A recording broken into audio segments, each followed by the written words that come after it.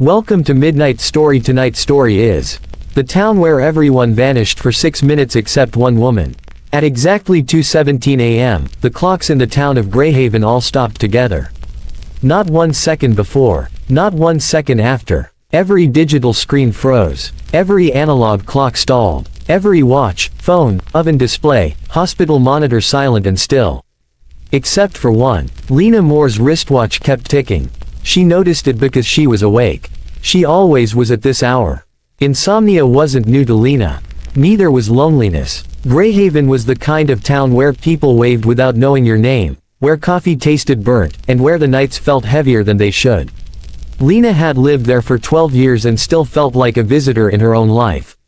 That night, she sat at her kitchen table, hands wrapped around a mug that had long gone cold, listening to the hum of the refrigerator and the distant howl of wind through empty streets. Then the hum stopped. The refrigerator went quiet. The wind fell dead. Even the crickets outside gone. Silence slammed into the house so suddenly it made her ears ring. Lena frowned and glanced at the microwave clock. 2:17 a.m. Frozen. Her phone screen wouldn't wake. She pressed the power button again. Nothing. That's when she heard it. Her watch. Tick, tick, tick. Too loud, too alive. She stood up slowly, heart beginning to race, and walked to the window. Greyhaven was wrong. Streetlights were on, but they didn't flicker. They didn't buzz. They glowed like painted lamps, perfectly still. A car sat in the middle of the road, headlights on, driver's door open. No movement. Lena stepped outside barefoot, the cold asphalt biting into her skin. "Hello," she called. Her voice didn't echo. It just disappeared. She ran to the car. The driver's seat was empty. Coffee sat in the cup holder, steam frozen mid-rise like a photograph. She touched it. Ice cold. Panic crawled up her spine. She ran. House to house. Door to door. Every door unlocked. Every home abandoned mid-moment. A baby crib rocking empty. A shower running, nobody inside. A dog leash stretched tight, collar on the ground. No people. No animals. No birds. Just Lena. Her breathing grew ragged. Her chest hurt. "This isn't real," she whispered. "This isn't real." She slapped herself. Pain bloomed. Still real. At the town square, the big clock tower read 2:17. Pigeons were frozen in midair around it, wings spread like stone sculptures. Lena screamed. And for the first time, the silence screamed back. A pressure filled the air. Not sound, something deeper. Like the world was holding its breath. Her watch ticked faster. Tick, tick, tick. Then she heard footsteps. She spun around. Hello. No answer. The footsteps echoed again, slow, deliberate. Out of the shadow of the library stepped someone who looked like her. Same face. Same height. Same tired eyes. But empty. Hollow. The thing smiled with Lena's mouth. "You weren't supposed to be awake," it said, in her voice. Lena stumbled back. "What are you?" The thing tilted its head. "An adjustment. What did you do to everyone?" "We paused them," it said gently. 6 minutes. That's all. "Why?" "Because something went wrong with you." Lena's heart hammered. "With me?" "Yes. You didn't disappear like the others." "I didn't do anything." The thing stepped closer. The air grew colder. "You were marked," it said. "Years ago. You survived something you weren't meant to." Lena's breath caught. The memory slammed into her. The car accident. 12 years ago. Rain. Headlights. The scream of twisting metal. Everyone else in the other car died. Lena lived. Barely. "You crossed a line," the thing said softly. "And ever since then, you've been out of sync." "That's insane." "Is it?" The thing gestured around them. "Look at the world. Look at time." Everything else obeyed. Her watch ticked louder. "You feel it, don't you?" The thing said. "You've always felt wrong. Like you're half a second ahead of everyone else." Lena's knees weakened. It was true. She always finished people's sentences. Always sensed phone calls before they rang. Always woke seconds before alarms. "I'm not broken," she said. "No," the thing replied. "You're unfinished." The sky darkened further, as if night itself leaned closer. "We correct anomalies," it continued. "Usually we erase them. Cleanly." Lena's voice shook. "Usually. But erasing you would create a gap. Too many connections. Too many memories anchored to you. So what happens?" The thing smiled wider. "We offer you a choice." The ground trembled. 6 minutes ends soon, it said. When time resumes, one of two things happens. Lena swallowed. Option 1, it said, you vanish instead. The town returns. Nobody remembers you ever existed. And option 2, you take our place. Lena stared. Your place. You become the pause. The watcher between seconds. The one who steps outside time when it fractures. No, she whispered. I won't. The thing leaned close, its eyes suddenly endless and dark. You already live outside time, Lena. This would just make it official. Her watch began to burn against her skin. Tick, tick, tick. How long do I have? She asked. The thing looked up at the frozen clock tower. 30 seconds. Lena thought of the barista who remembered her order. The neighbor who waved every morning. The stray cat she fed behind the grocery store. She thought of how lonely she already felt. And how much worse being forgotten would be. Will they be safe? She asked. Yes. Will they remember this? No. Will I still be me? The thing hesitated. Yes, it said. But inhaled. Time slammed back into motion like a tidal wave. Birds fell from the air, flapping wildly. Cars lurched forward. Clocks resumed. 2:23 a.m. Greyhaven blinked and continued. Everyone returned. Except Lena. They found no sign of her. No body. No note. No explanation. Just an empty house with a cold cup of coffee on the table. People forgot her slowly, the way dreams fade after waking. But sometimes, at 2:17 a.m., things still happen. A clock pauses for a heartbeat. A phone freezes for one breath too long.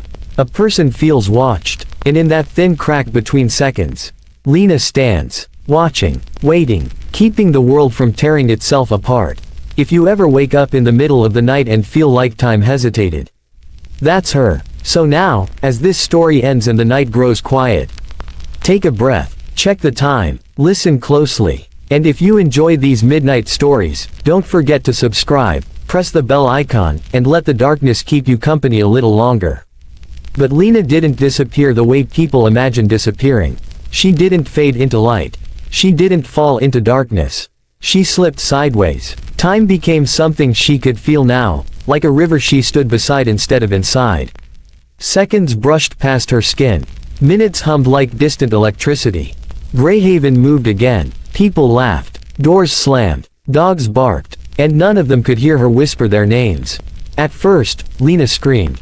She screamed until her voice shredded into silence. No one looked up. No one felt her. She tried touching things. Her hand passed through walls like cold smoke.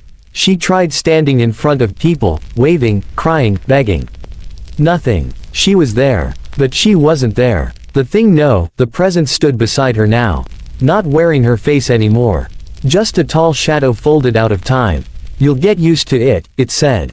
I don't want to, Lena replied. None of us did. She realized then it wasn't one being. There were many. Shapes between moments. Watchers stitched into the seams of reality.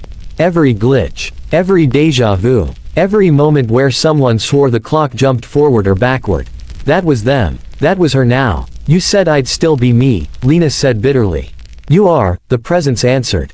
You still feel. That's why this works. Days passed. Or maybe years. Time meant nothing here. Lena learned the rules the hard way. She could only step fully into the pause 2:17 a.m. the moment she was bound to. 6 minutes that stretched like an endless hallway. Outside that window, she was a shadow. A pressure. A thought someone almost noticed. During the pauses, she walked. She walked through frozen rain. Through unmoving flames. Through people caught mid-blink, mid-sob, mid-lie. She saw truths no one ever said out loud. A husband gripping the steering wheel, rehearsing a confession he'd never make. A teenager holding a bottle of pills, deciding whether to swallow. A woman standing on a bridge, frozen between staying and letting go. Lena wanted to touch them. To warn them. To save them. But she wasn't allowed. Interference caused fractures. Fractures led to collapses. And collapses erased towns. She learned that lesson the night Greyhaven almost vanished for good.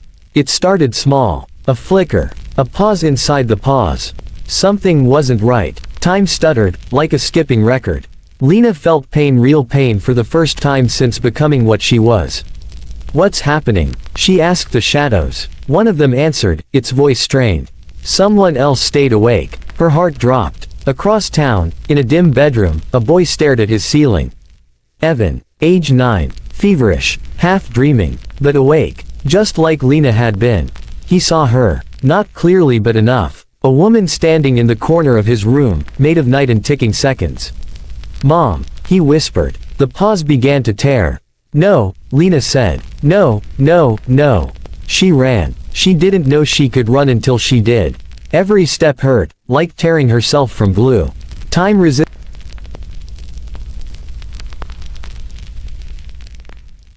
She whispered. He heard her. The shadows roared. "You can't." "I know," Lena said. "I know the rules." She looked at the boy, his skin burning with fever, his mind slipping between worlds. "You need to sleep," she said softly. "You're not meant to see this." "But you're sad," he murmured. That almost broke her. "Yes," she said, "but I'll be okay." She placed her hand on his forehead. For one forbidden second, time bent. The pause sealed. Evan slept. The shadows dragged Lena back, furious. "You endangered everything. I saved him. You risked replacement." Lena looked up, eyes hard. "Then choose someone else." Silence. They didn't answer. Because they couldn't. She was better than they were. She cared. And that made her dangerous. From that night on, Lena watched differently. She learned how close she could get without breaking reality. How to whisper feelings instead of words. How to nudge dreams instead of touching minds. A sudden thought to call someone. A chill that made someone step back from the edge. A feeling of being watched that stopped a crime. People called it instinct, gut feeling, guardian angel. They were wrong. She wasn't an angel. She was just a woman who once sat alone at a kitchen table, unable to sleep. Sometimes, during the pause, she returned to her old house. It belonged to someone else now. A couple, laughing, alive. She stood in the doorway and listened. And when 2:23 a.m. arrived, she stepped back out of their lives forever. Years passed. Greyhaven changed. Stores closed. New ones opened. Trees grew tall where empty lots once were. No one remembered Lena more. Except one thing. The clocks. Every clock in town still hesitated at 2:17 a.m. Just for a breath. Just long enough for sensitive souls to feel it. So if tonight you wake suddenly, heart pounding, certain that time skipped. If you feel watched, but not threatened. If the silence feels gentle instead of empty. That's Lena. Still keeping the pause. Still paying the price. And as you drift back to sleep, let this story fade with you. If these midnight stories comfort you. If they keep you company in the quiet hours. Remember to subscribe, press the bell icon, and stay with us in the darkness. Good night. Sleep well. And if the clock stops for a moment, don't be afraid.